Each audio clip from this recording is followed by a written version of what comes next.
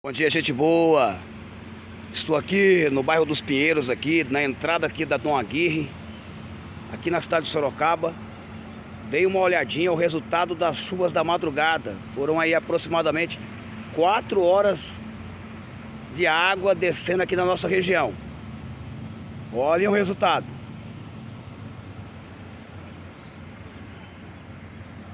Inclusive a água passou aqui por cima da ponte.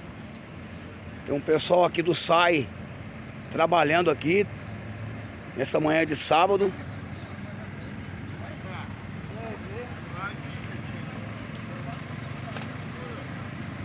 Olha aí, gente.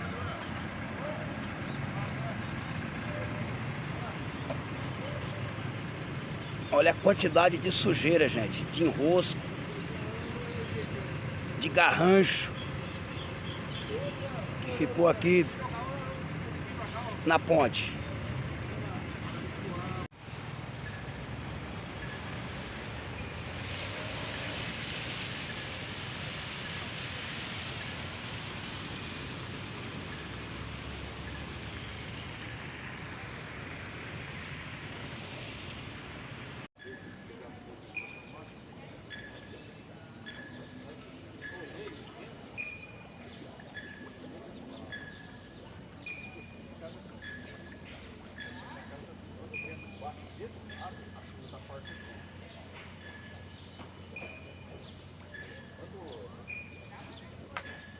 Quando a chuva tá vento tá assim, tá jogando forte aquilo lá.